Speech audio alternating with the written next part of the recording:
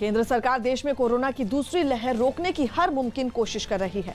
केंद्रीय स्वास्थ्य मंत्रालय के सचिव राजेश भूषण ने देश के 12 कोरोना प्रभावित राज्यों और केंद्र शासित प्रदेशों के साथ शनिवार को बैठक की, जिसमें महाराष्ट्र, तमिलनाडु, कर्नाटक, पंजाब जैसे राज्य शामिल थे। बैठक में केंद्रीय स्वास्थ्य सचिव ने इन 5 राज्यों के 46 जिलों पर ध्यान देने को कहा, जहां सबसे ज्यादा मामले सामने आए। डराने वाली बात यह है कि 46 में से 25 जिले तो अकेले महाराष्ट्र के हैं। केंद्र ने कोरोना मामलों में तेजी को रोकने के लिए राज्यों से टेस्टिंग, ट्रेसिंग, आइसोलेशन, टीकाकरण और क्लिनिकल ट्रीटमेंट पर ध्यान देने को कहा है।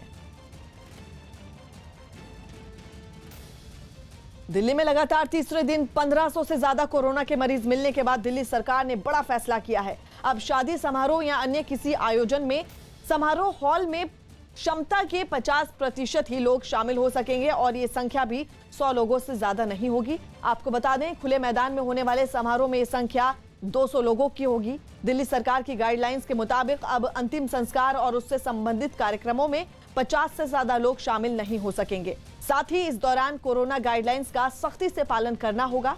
इस दौरान थर्मल स्क्रीनिंग के साथ ही सभी को मास्क लगाना अनिवार्य होगा और इसके साथ ही सोशल डिस्टेंसिंग और सैनिटाइजेशन का भी पूरा ध्यान रखना होगा। दिल्ली में ये आदेश 30 अप्रैल तक लागू रहेंगे। दिल्ली ट्रैफिक पुलिस की तरफ से हम लोगों ने बड़े व्यापक इंतज़ाम किए हैं।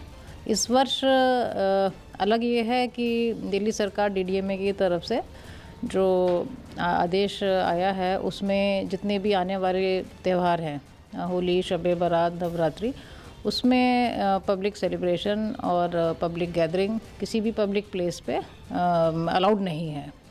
तो उसके रहते दिल्ली ट्रैफिक पुलिस ने हम लोगों ने अपने अरेंजमेंट्स रखे हैं